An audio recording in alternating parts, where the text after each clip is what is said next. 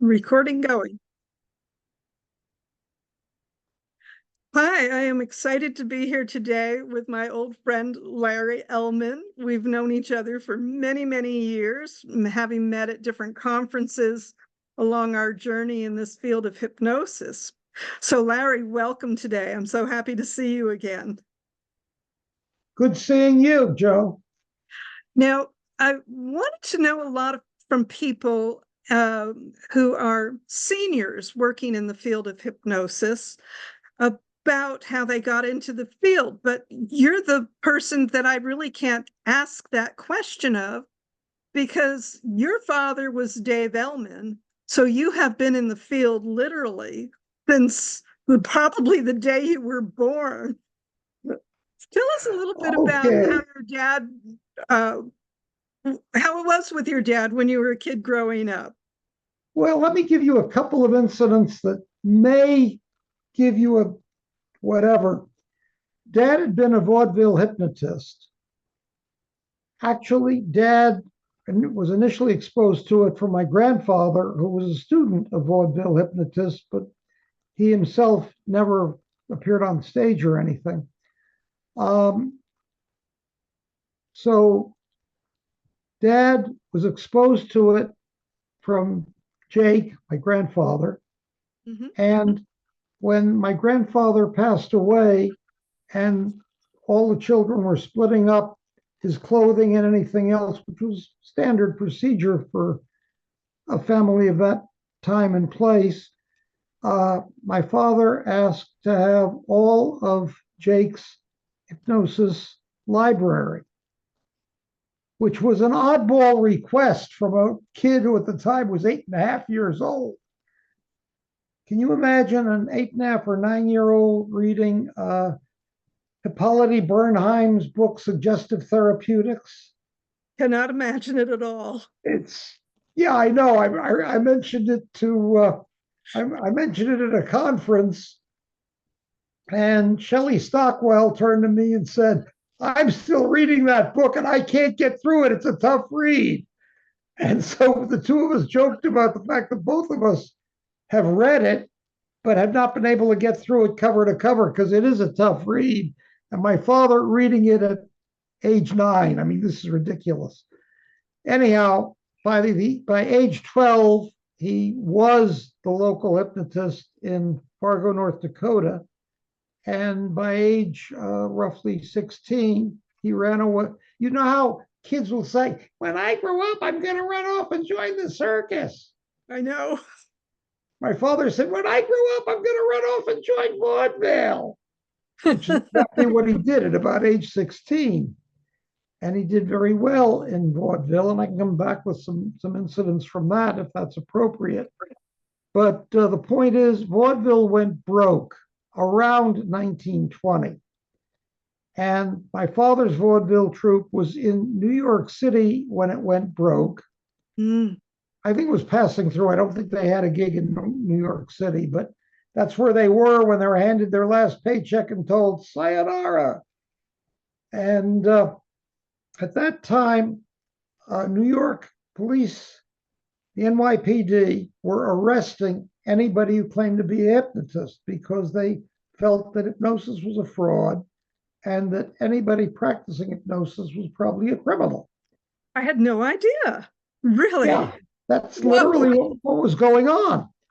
So my father proceeded to say, "Well, I was in vaudeville, but I was a stand-up comic. I was a musician. I was, in other words, whatever would keep him out of that problem."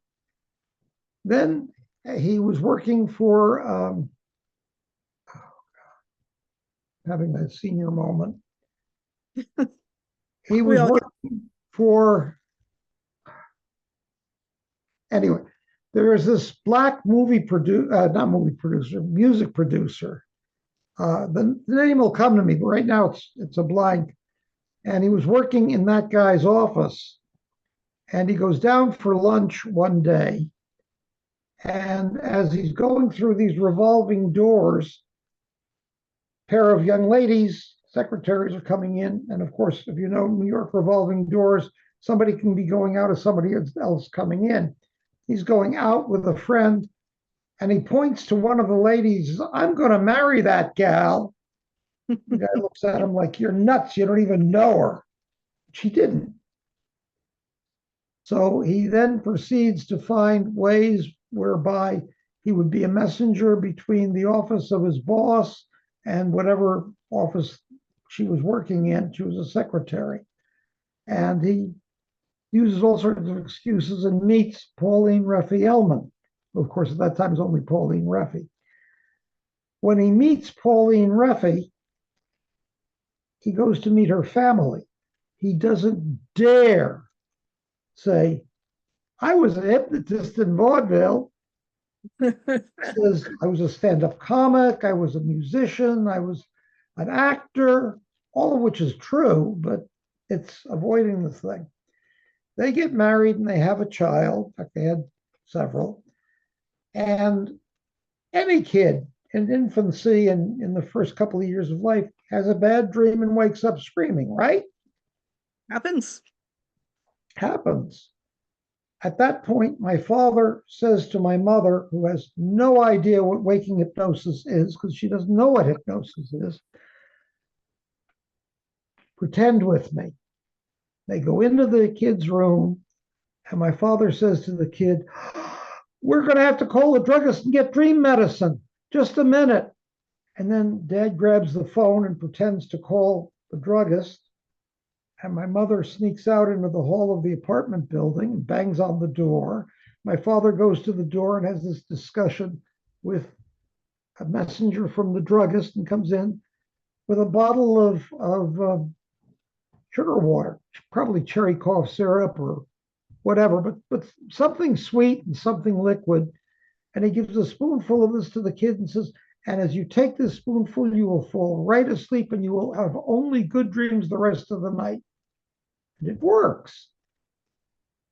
And he proceeds to do that on his first son, Jackie, who passed away before I was born, and his second son, Bobby, who was my older brother, and eventually on me.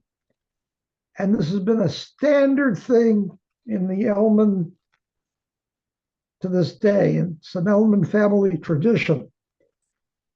So my mother doesn't recognize what it is. She just knows it works. Dad gets a radio program called Hobby Lobby. And one of the guests on Hobby Lobby is a hypnotist. That's his hobby, and he's good at it. And he's there a couple of times. One night when he's on there, back up. A night or two before this particular time he was on there, I'm in the back seat of our car. We're driving home from wherever, and my parents think I'm asleep. A clue for all the parents listening: never presume that your kid in the back seat is asleep. He may be asleep, but he's likely to be awake, pretending to be asleep and listening very carefully to whatever the grown-ups are saying. So I'm laying in that back seat and I'm listening very carefully. And my parents are very upset. If Hobby Lobby loses another sponsor, we'll be off the air, in which case we're out of business. We have no idea how we're going to make a living. We have no idea even how we're going to pay for groceries. We better not lose another sponsor. So this is what I hear. And I'm like this.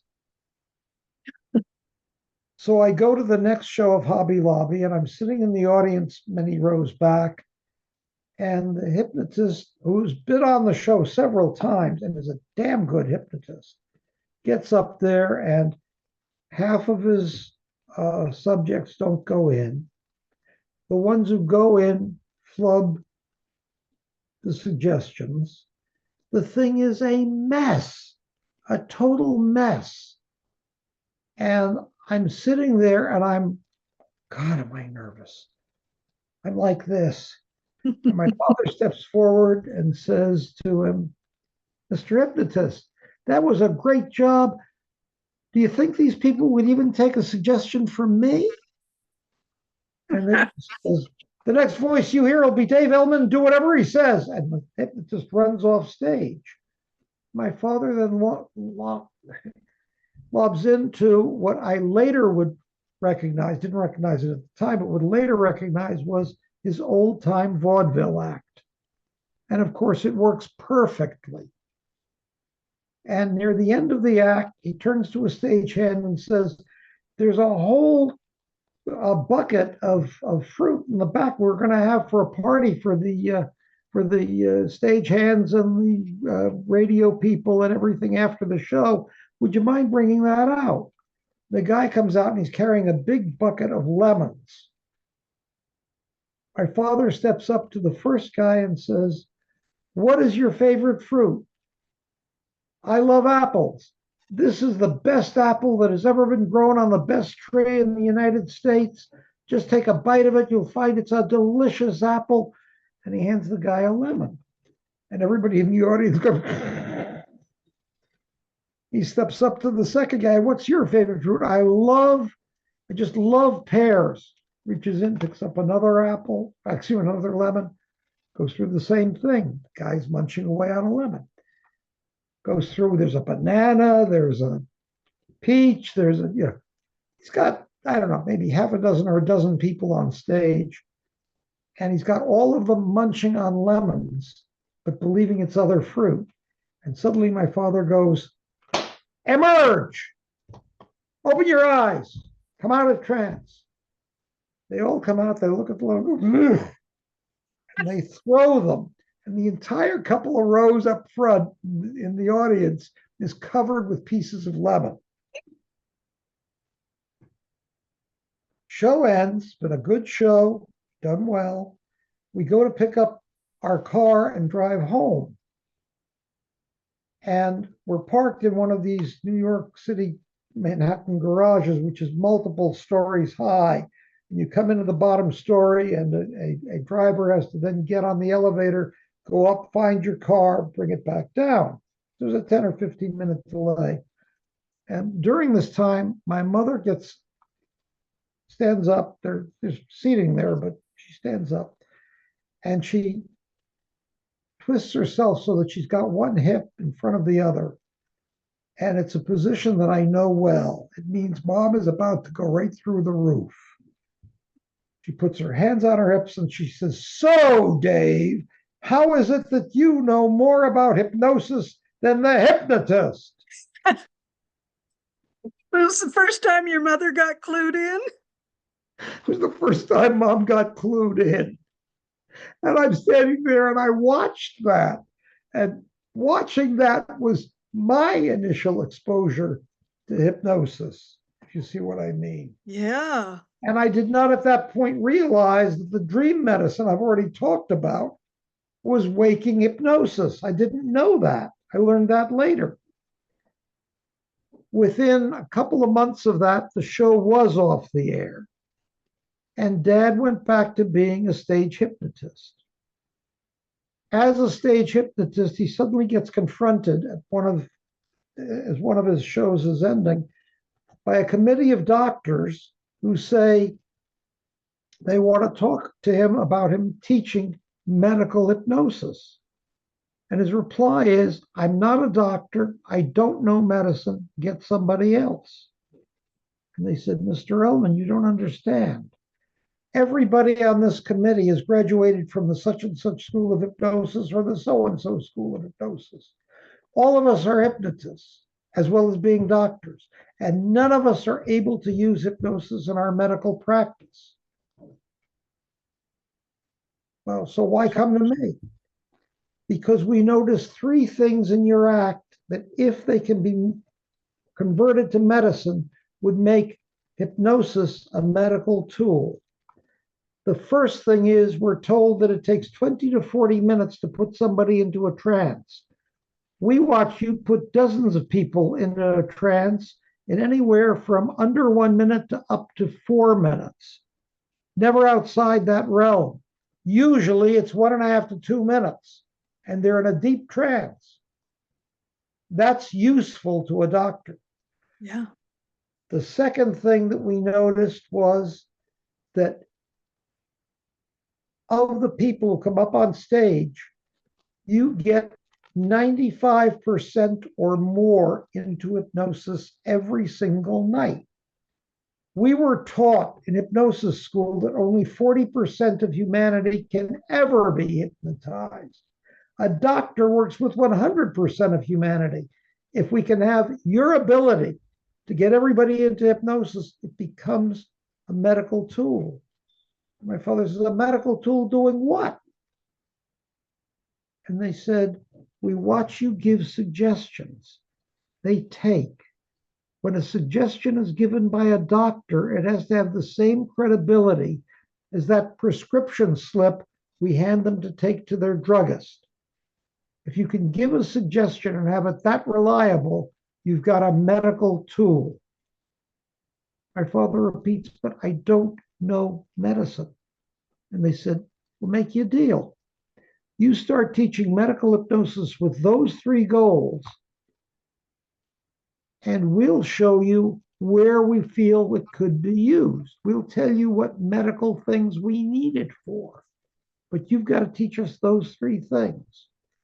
So that's how my father started teaching medical hypnosis. That's amazing. Isn't it just amazing? Well, less than a year after he started, I was bugging him that I wanted to take his hypnosis class. And I'm a 11-year-old brat. When I say brat, I'm not using the term improperly.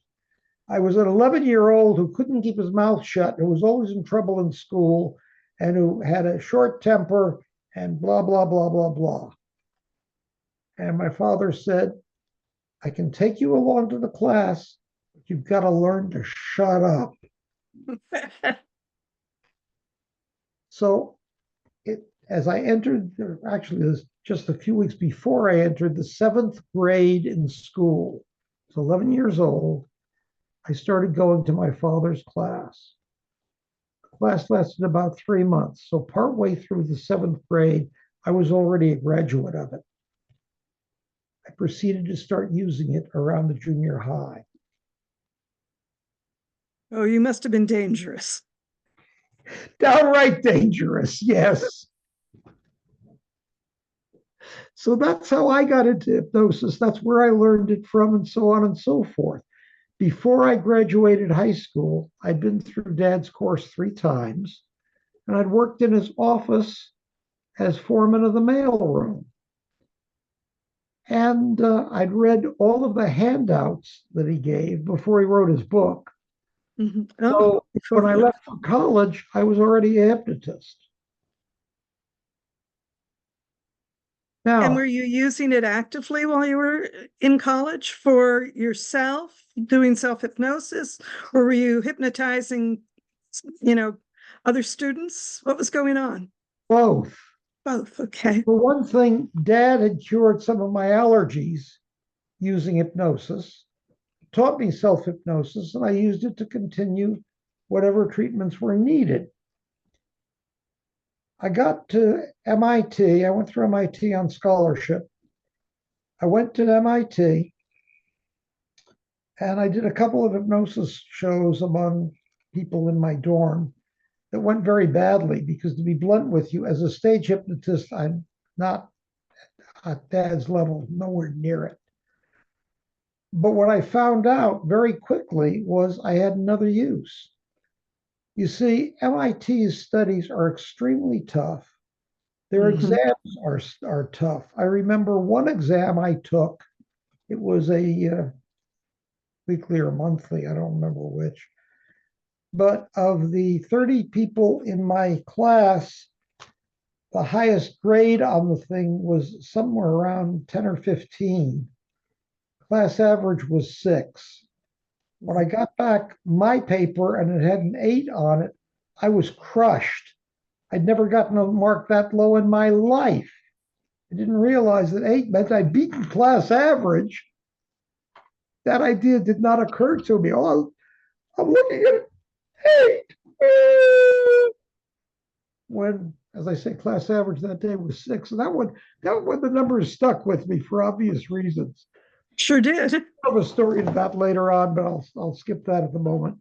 Anyhow, when I realized this sort of thing, I realized that with exams that tough at Tech, why don't I hypnotize my classmates and have them organize their memories and go in with confidence? If you got your memory organized and you go in with confidence, you're not going to be at 6, you're going to be up here. Okay? So I was my dorm's night before exams test kit. And that's what I did most of my way through MIT. Now, meanwhile, at MIT, in my freshman year, I met a guy who's since unfortunately deceased. He's one of my closest friends, Bob Walsh. And I remember very vividly Bob asking me to dinner. He didn't live in the dorm, he lived in town because his folks were native to Cambridge. So I went to his house, had dinner, and at the end of dinner, he asked if I would straighten out his memory for an upcoming exam. And of course I did. And he asked me again for another exam some weeks later. And okay, that's fine. I'll trade that sort of thing for a good dinner anytime, you know. His mother was a great cook. And so I enjoyed being with the family, and I did this a number of times. We're at the MIT 50th reunion of my class. It's 50 years later. And it's the first time that I took Cheryl with me because we'd only recently been married at that point. And we're at the reunion dinner, or it was the cocktail party before or after the dinner, but it was the cocktail party. Now, you know, a husband and wife walk into a cocktail party, and with people they know talking to them, they end up at opposite ends of the room. It's just normal. So I'm at one end of the room, Cheryl's at the other end of the room, and suddenly I hear Cheryl calling, Larry, Larry, come here, quick, come here, come here, come here. And I walk over, I have no idea what's going to go on.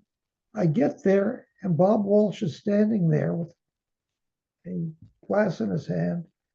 I want to make a toast to Larry Elman. I got through MIT using his hypnosis help. So wonderful. That's So, wonderful. So that's my MIT story. Yeah. Well, how soon after that did you enter the military, Larry? I had a student deferment from I was in ROTC, but I had a student deferment to finish up my master's. The week that I was to do that, the money for tuition disappeared. There was a problem in the family, and it's a long story I won't go into. And so I had to withdraw from a university I was already registered to attend.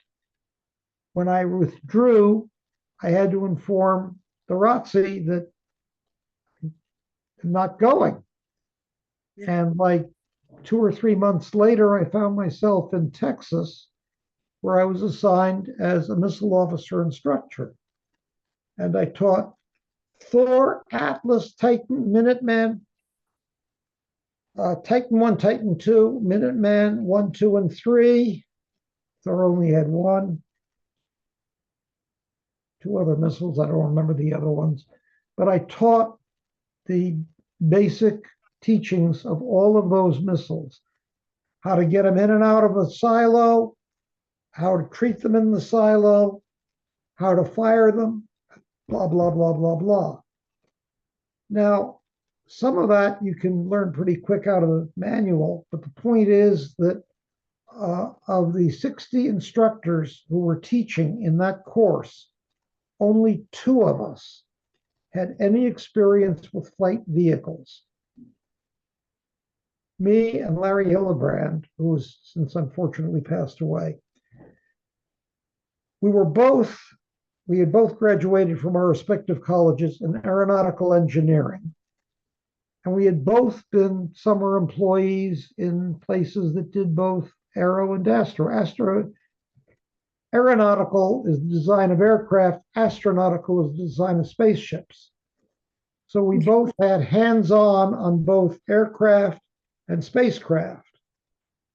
And so when everybody in the 60 were supposed to write chapters in the manual that would apply to more than just one thing, don't hand the guy the maintenance manual for the missile he's going to, because he might be transferred to some other missile in the inventory. So you teach him all of the missiles in the inventory, and then he goes to whichever one he's assigned to. Big job. Yeah, well, the result is each guy among the 60 was supposed to write a chapter in that manual. Every chapter in that manual was rejected as poor writing and not properly covering the subject. And every time it was rejected, that rough draft would be handed to either me or Larry Hildebrand. The two of us, each of us separately, would rewrite the chapter. And so by the time that manual was published, 80 to 90% of it was my writing. And I therefore, while I was at Shepherd, I registered to go to a university and commute to and from and finish up my master's that way. So I knew I was going to have to drive to the university and drive home, and it's a 3-hour drive in each direction. And I'm going to have to go to work the next day. So the number of times that I drive up to the university has to be limited if possible. So I went to my CO and I said, if we remove all numbers that are classified from the entire manual, and I remove any chapter that I didn't either write or help write, can I take the remainder of it and offer it to the dean of the graduate school as a manual for them in their astronautics course? And he said, yes. I then went to the dean. I got credit for the manual, and it cut down the number of classes I had to take. Well, I'd like to fast forward now. Sure. How many years did you spend in the military? Active duty or active ready reserve? Let's make it the total. Total was over 30 years. Over 30 years. Yeah. And then after you left the military, did you immediately jump into this Dave Elman Hypnosis Institute, or was there another transition in there? There was another transition. In the military, I remained active ready reserve, and I was assigned primarily to research and development, which would use my engineering skills, my MIT skills.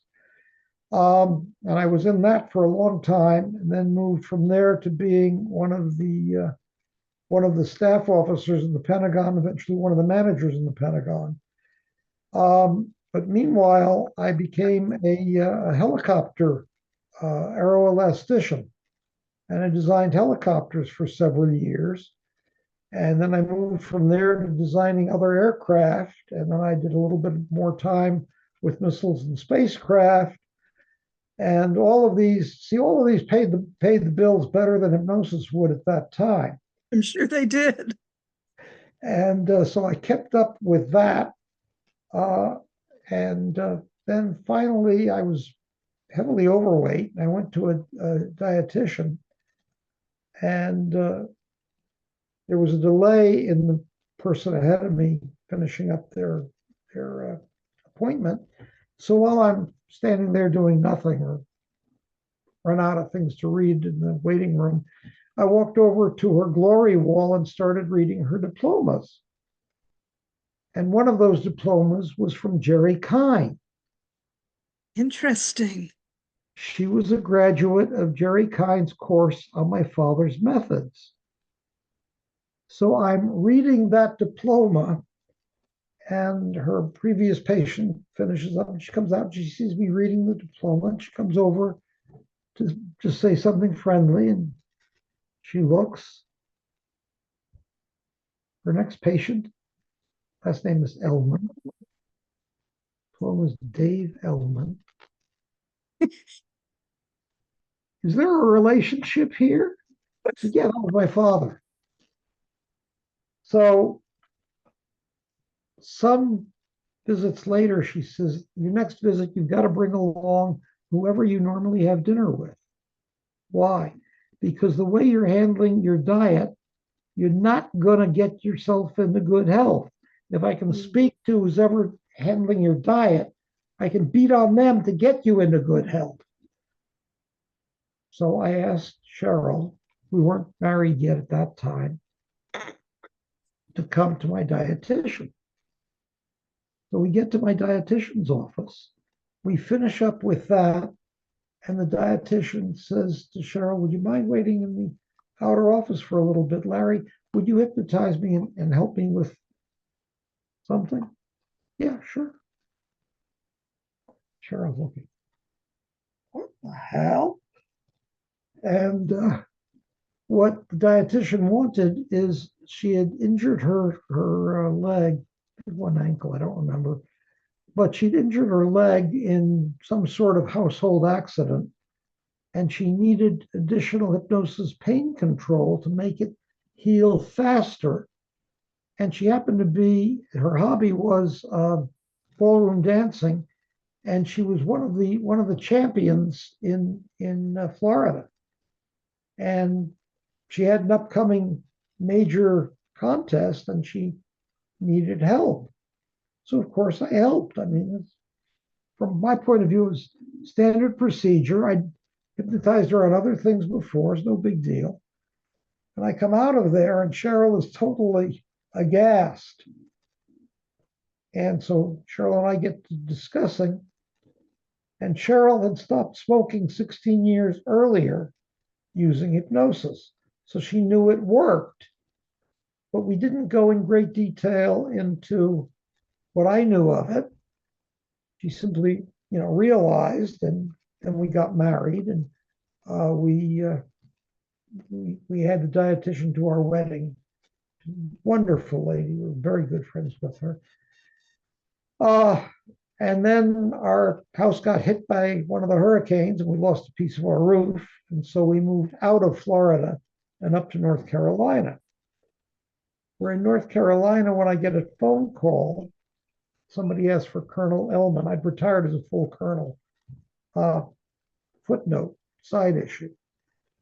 In the U.S. Air Force, virtually all one-star generals and above are pilots. I say virtually all. The only three-star general who was not a pilot was a navigator, and I know that because he was my boss. Okay. And he was very proud of being the only non-pilot in that whole thing. So, but at any rate, going back, to retire as a colonel, but having been considered for a general, simply means you're good enough to be considered for a general, but you didn't have pilot's wings on. So that's what I went out as. So, but anyway, getting back to the other part of the story, I get this phone call shortly after we moved to North Carolina, and this voice that I don't recognize on the other end says, "Is this Colonel Elman?" Yeah. "Are you related to Dave Elman?" "Yes, that was my father." "Oh, good. I thought that, but I wasn't sure. I found you when I went looking for aviation historians and retired military online. That's how I found you." "What made you think of that?" "I don't know, a book review or something that made me know that if I found you, it would be that way." "Okay. So what's this call about? Would you mind if I came down and interviewed you?" "Yeah, for what?" "I'm doing a book on your father, and I'd really like to come down and interview you." I said, "Sure." So he comes down and he's interviewing me. And it's about time for lunch. And my wife comes down. She's been upstairs the whole time. She comes down, and as she's standing there trying to get an idea what to serve for lunch, he says, and she's leaning on a table. He says to her, "That hand, it's stuck to the table. You can't move it." Of course, I'm standing there doing my best to keep a straight face. It's waking hypnosis, and he's good at it. And of course, she can't move her hand. And she's looking totally shocked. And she's trying her best, but it's glued to the table. And he finally says, "Now you can remove it." And she removes the hand and she does this like people will after something like that. He says, "Now it's glued to your head." And she's like that. And she can't get it off. Finally, he lets it go and she says, "I've got to learn how to do that. Do you know where there's a school that teaches that?" And he turns brick red. This guy is one who can blush very easily. We used to kid him about it. Brick red. He says, "I own one. I just registered." And so Cheryl went through Sean Michael Andrews' school, and he's the one who certified her as a hypnotist. Mhm. While Sean asked another case of missing a name, asked NGH, did they want me to talk? And I was asked to give a major talk at NGH. And we got back from that, and Cheryl said, "If we open an office downtown, I bet we can get lots of people who need a hypnotist." Go ahead. Well, How many years ago was that, Larry? I was in 2009. Okay. And by 2012 or 2013, Cheryl, at least on a clinical basis, had become a better hypnotist than I am. She's doggone good, really, really good. She studied all of Dad's stuff. She got trained well by Sean Michael Andrews, et cetera, et cetera. I'm the academic in the family. I can teach hypnosis quite well. She's the practical clinical in the family because she is better at psychology of people. I'm pretty good at it. You don't make colonelists know something of it, Yep. but she's better at it. And so we work as a team.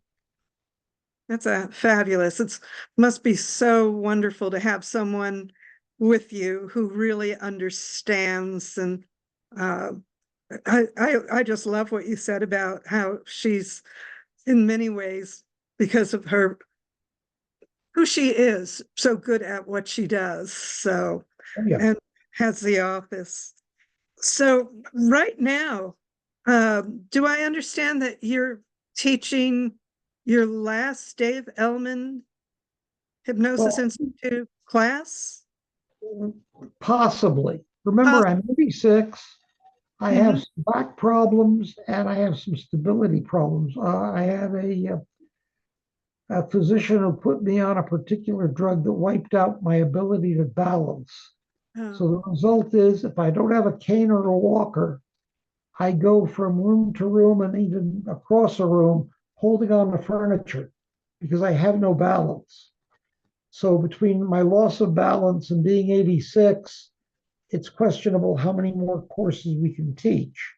We're yeah. still teaching, but uh, Cheryl says it's not obvious how much longer. Meanwhile, Cheryl, you know can't think of the word. There's a pad-like thing between your various bones. Maybe you can think of it. But all of your bones will have this shock absorber between the bones. The bones don't grate on each other. Right. Uh, Nice hers, cartilage. that's the word I was looking for. Thank you. Hers in her ankles has grown defective. And the result is she has a great deal of pain walking. And the result is we're both under various medical situations. So this year we're going to at least two, possibly three conferences, and we'll be speaking at two of them, probably at all three of them. Mhm. But whether or not we'll continue much beyond that, I don't know. Yeah, Perfectly fine teaching on Zoom. We do that all the time, but how many more classes we can run given our health, I don't know. it is always that big question as we mature in life. So let me ask, have you noticed any big changes in the field of hypnosis Oh, during the quite a years that bit. you've been involved in it? And what would those have been? Okay. Remember, I described how my father got into it Yeah. because the leading academies of the time made claims that we now know today are totally false. Like, what percentage of humanity can be hypnotized? Can somebody be made to do something improper under hypnosis? Who's in charge, the hypnotist or the subject? There's a Hmm. whole bunch of things that in today's teaching of hypnosis is entirely different from when my father began teaching it. I'm very proud to say that each of the ones that I'm referring to, my father already knew was in error. And from the very first day, he was saying things like 100% of humanity can be hypnotized. A rapid induction works on just about anybody if you know how to do it. Hmm. You can't make somebody murder with hypnosis because the person will wake themselves up. Don't say wake up, say emerge, because Yeah. hypnosis is not sleep. And on and on and on. There's dozens of things like this, which my father taught, which at the time were considered heresy, but which today are taught in just about all the good hypnosis schools. Precisely. So has hypnosis changed in the years since Dad taught? Very much so. Has it changed in the years since I began teaching in the early 2000s? Yes, because some of the things I just mentioned were still considered absolutely true when I started teaching. A lot of what I said in the first couple of years that I taught were considered heresy at NGH, National Guild Mhm. of Hypnotists. Those were heresy. Taught them anyhow. I knew I was right. I knew that sooner or later, enough people would try them in hypnosis to see that they were heresies. And a lot of the heresies have gone out of NGH. How many of them? I don't know. We'll be at NGH this summer. It'll be the first time we've been there in probably half a dozen years. So I don't know what's still among the mistakes taught there. I know that many people teaching there teach also at other places, and I know them personally, and I know them not to be, as I put it, heretics. Right. I know them to have learned, I know them to have, in many cases, and I'm proud to say this, in many cases, these are people who were taught wrong, had a hypnosis practice, looked at their subjects, looked at their clients, and said, that ain't right, and developed and learned enough so that we're now in agreement, not because I beat on them, Hmm. because they did experiments and they learned. And It's I'd a rather that they learned than that I beat on a colleague. I'd rather the colleague learn by experimentation. That's how all of us learn.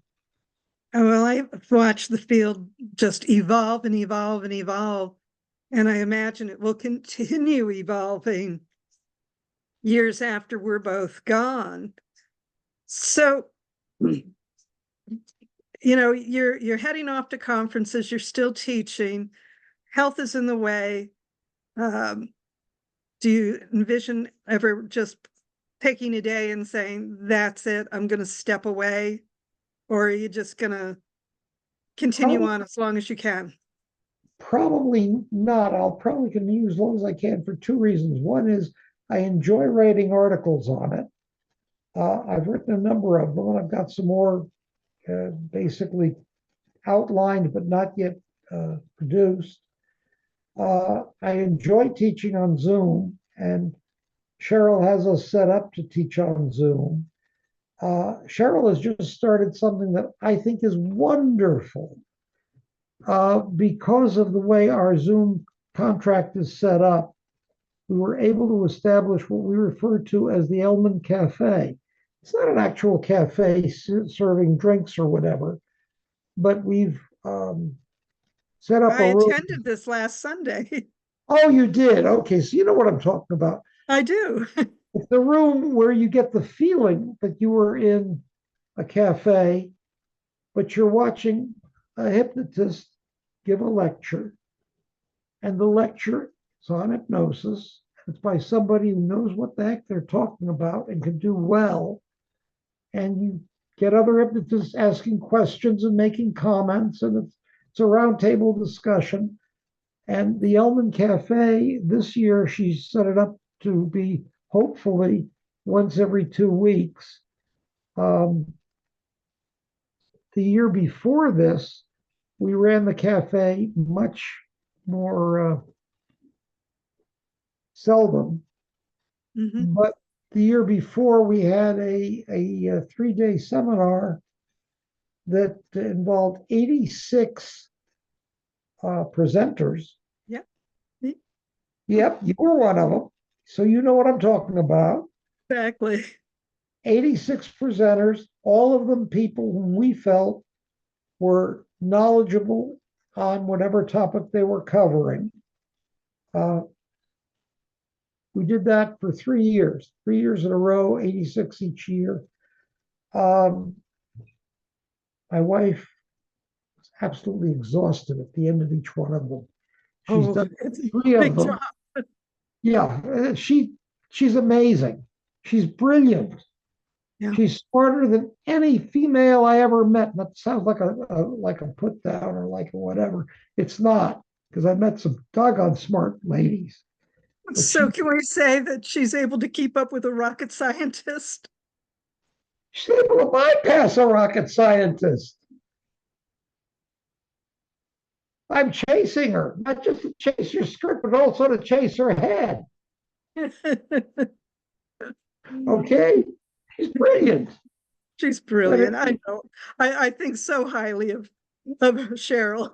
Very, very highly of her. Well, let me ask you another question. sure. Uh, are there individuals that you're mentoring to keep carrying on the work? I mean, are you and Cheryl actively mentoring others or just teaching through your courses? A little bit of both. We had one or two people who we were mentoring who then ran into bad health, and so we're keeping up with them, but we expect they will not go as far as we'd hoped. There are others that we're mentoring that aren't famous or anything yet, but probably will be. So, yeah, the answer is yes. Yeah. And Cheryl has a better feel on that than I do. She'll name a name, and I'll remember I'm 86. Yes. I'll say, where did we meet them? Oh, that's the guy who does this. And so, oh, yeah, him, you know. So, Well, what do you hope that your colleagues are going to remember about your contributions, not Dave Elman's, but Larry Elman's contributions to this field?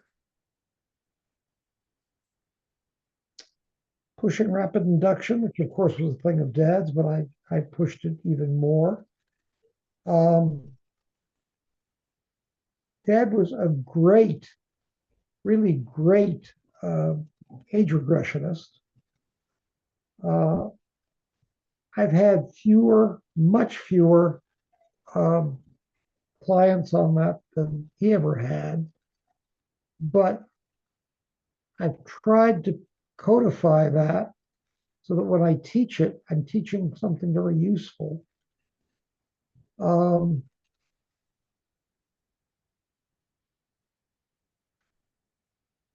In a lot of places, I'm able to explain something that was in the book but wasn't explained fully. That's helpful. It's a That's big. I'll even tell.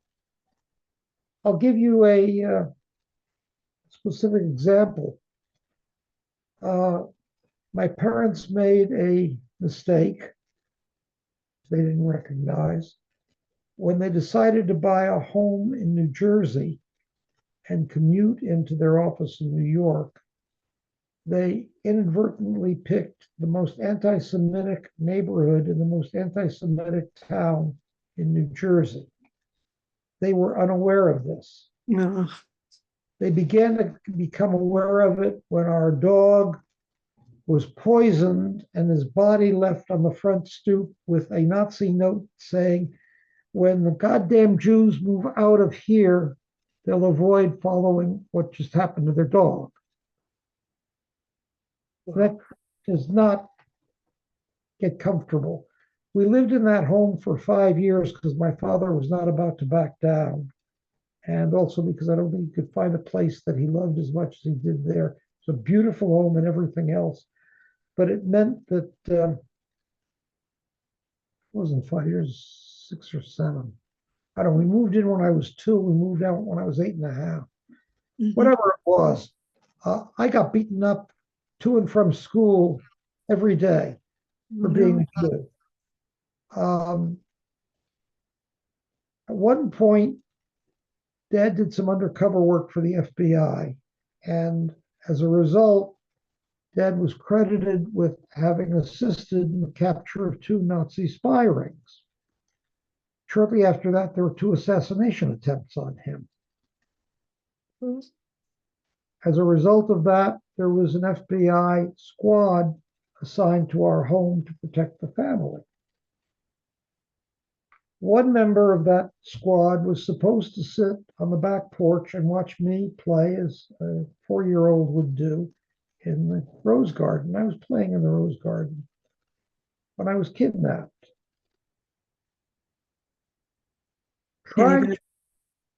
Trying to reconstruct it later, I've concluded that he had to urinate, and he knew that there was a bathroom just inside the kitchen, and the back door he was at was the kitchen door.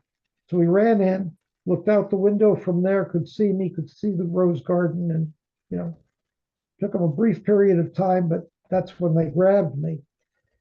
He rescued me in probably under an hour. I don't know exactly because, of course, your time frame in a situation like that is not accurate. I suspect it was under an hour. I don't know that. But he did rescue me. When he rescued me, he told me if I ever discussed it, he would come back and kill me. Now, when the kidnappers had me, they tied me to a tree, soaked me in gasoline, and marched around the tree with lighted matches. Oh, terrifying. So that's terrifying. When the guy who rescues you says, if you say anything about this, I'll come back and kill you. The result is I got a lot of psychosomatic allergies that were basically the result of that. My father worked on the psychosomatic allergies with age regression, trying to figure out what was it. And of course, I couldn't tell him because I was terrified. My father came to the conclusion early in that I just had a bad dream and that this thing didn't ever happen. It wasn't true. It did happen. Eventually, he cured my psychosomatic allergies, but he left me with wondering why I'd gone through this mess. Okay? Now, one of my hobbies, and I've got a fairly good published articles on it, is history, military history, primarily of World War II.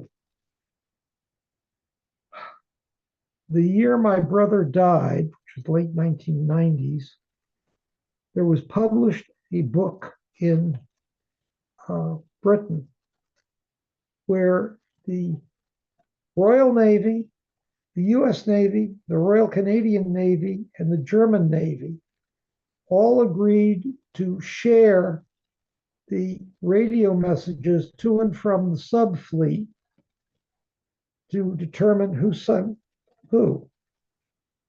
And showing up in that book were two subs who were ordered specifically into New York Harbor at a time when the FBI was publicly announcing there are no subs in New York Harbor.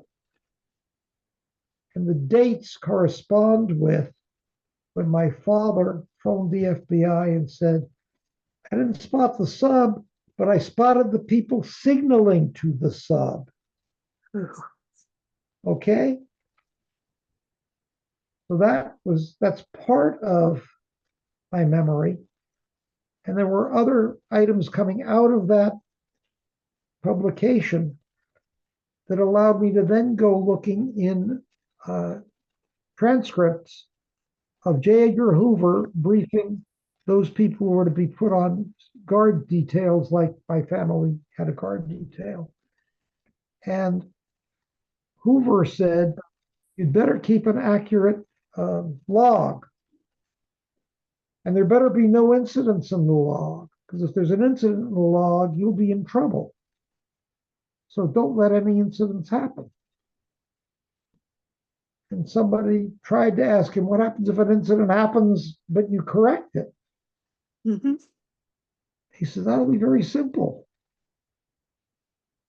You'll be on the front line in the South Pacific. And I think he even named Guadalcanal because that's appropriate to the time. And the guy asking the question said, but Mr. Director, the FBI training location adjoins a place where the Marine Corps trains people going there. We know, because we have beer with them after duty hours and whatever, we know that if you are sent there without the training, your probability of survival is measured in hours, not even days. So you say, Hoover had said, you'll be in the Guadalcanal in 48 hours or whatever it was.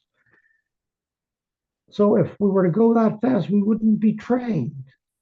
And Hoover said, that's why you're not going to make a mistake. Now, if my guard was one of those present at that conference, you now know why he would say to me, I may have rescued you, but if you discuss the fact that there was a rescue, I'll kill you. Yeah. So as soon as I read that entire incident went, oh, I understand it now. Very I'm interesting. asking my father for thinking it was a bad dream. He's got a 4-year-old claiming to have been kidnapped when there was no reporting of a kidnapping.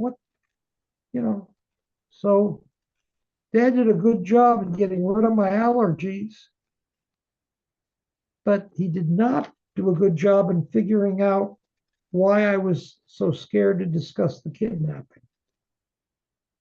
Exactly. So I can't fault Dad for that. I can only hope that I learned from it, and that if I were to encounter a client in that situation, I hopefully would probe a little bit more carefully. But I can't blame him. He's one of the greatest age regressionists. He's stupendous. But he's got a 4-year-old claiming to have been kidnapped when there was no kidnapping reporting. What do you think? Doesn't make.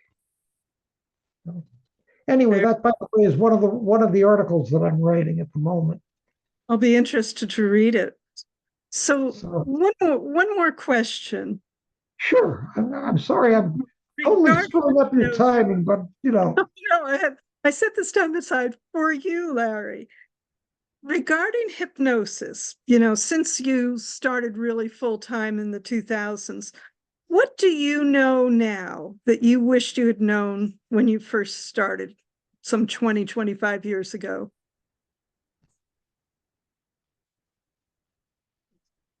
I know to be more careful of my verbiage, to be more observant of my client, to be less emphatic on some of my beliefs because many of them are correct, but there's always exceptions. Mhm. Be more gentle in accepting the exceptions. And then tell me, what would you like your legacy to be within the field of hypnosis? I mean, your dad left us you, so he left a big legacy. So, what would you like your legacy to be? Okay, well, I'll give you one hang up I've got, and that is that people who do not understand the uh,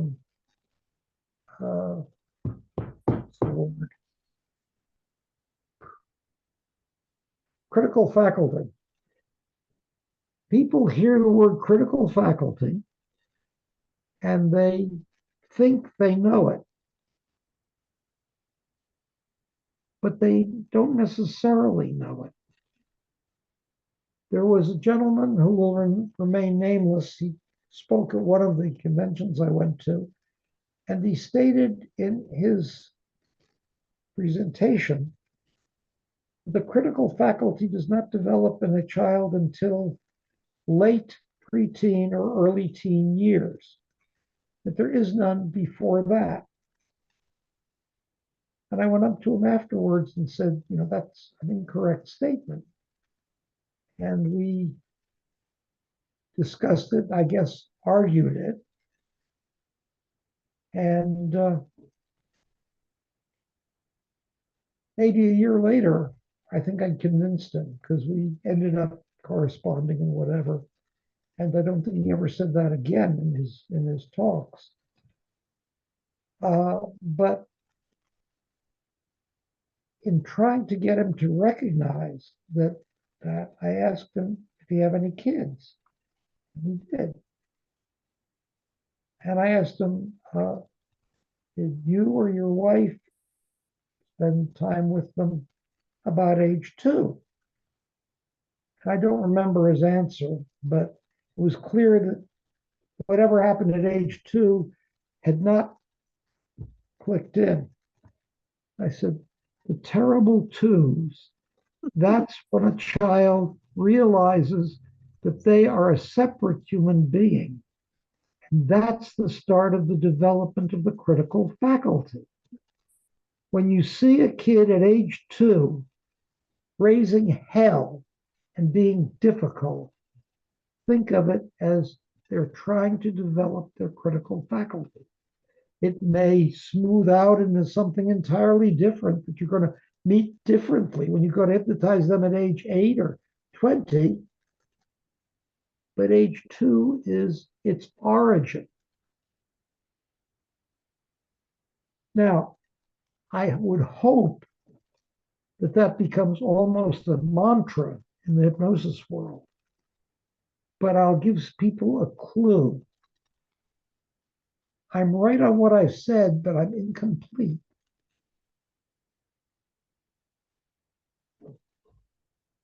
I have grandchildren, some by my son, some by my daughter.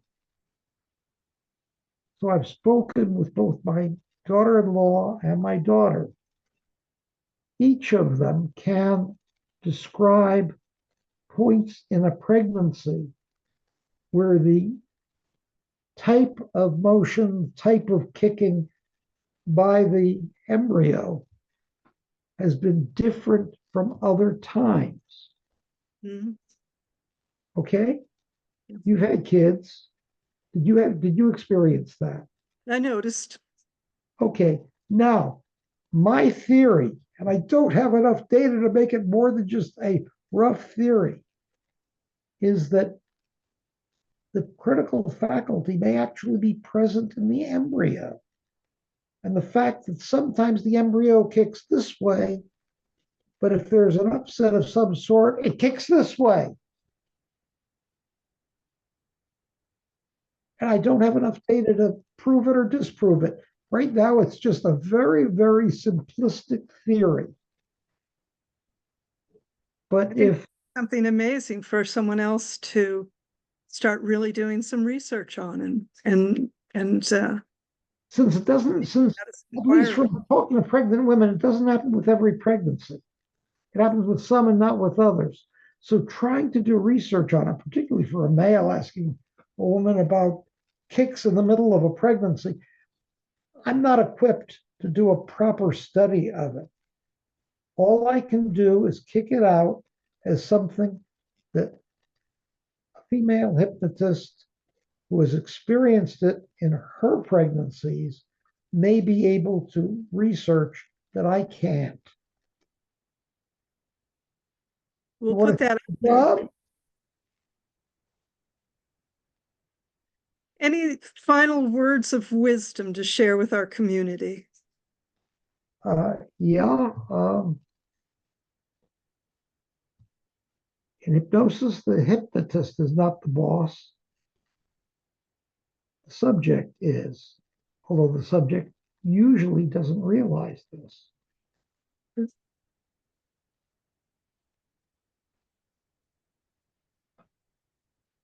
In hypnosis, because of that, the subject can reject any suggestion you give and can self-emerge.